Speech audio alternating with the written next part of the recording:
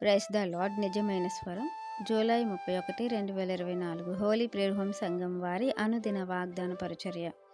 నిన్ను రక్షించుటకు నేను నీకు తోడై ఉన్నాను. ఇర్మియా గ్రంథము 30వ అధ్యాయము 11వ వచనము. ప్రియమైన దేవుని వారలారా, దేవుడు మనల్ని రక్షించుకోవటానికి మనకు తోడుగా ఉంటానంటున్నారు. మరి దేవుడు మనల్ని రక్షించాలన్నా, దేవుడు మనకు తోడుగా ఉండాలన్నా మనం ఎలా ఉండాలి?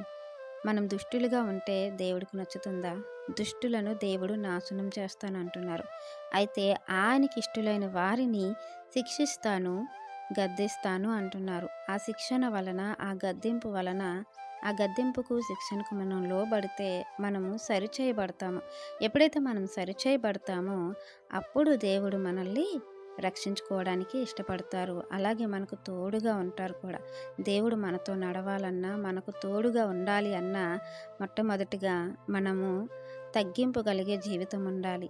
దేవుని వాక్యం సెలవిస్తుంది కదా, వినయ మనసు కలవారిని, దీన మనసు కలవారికి దేవుడు దగ్గరగా ఉంటానంటున్నారు, వారితో నివసిస్తానంటున్నారు. అటువంటి జీవితం మనలో ఉంటే మట్టుకి దేవుడు మనతో నడుస్తారు, మనకు తోడుగా ఉంటారు, అలాగే మనల్ని రక్షించుకుంటారు.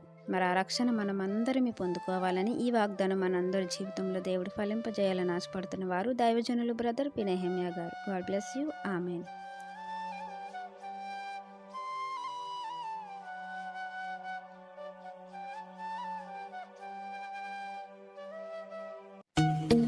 Hi friends, Holy Prayer Home Gajuwaka సంఘం వారు మాట్లాడిన విలువైన దేవుని సందేశములను మీరు వినటానికి మా యొక్క యూట్యూబ్ ఛానల్ హోలీ ప్రేయర్ హోమ్ను సబ్స్క్రైబ్ చేసుకొని పక్కనున్న బెల్ ఐకాన్ క్లిక్ చేయగలరు.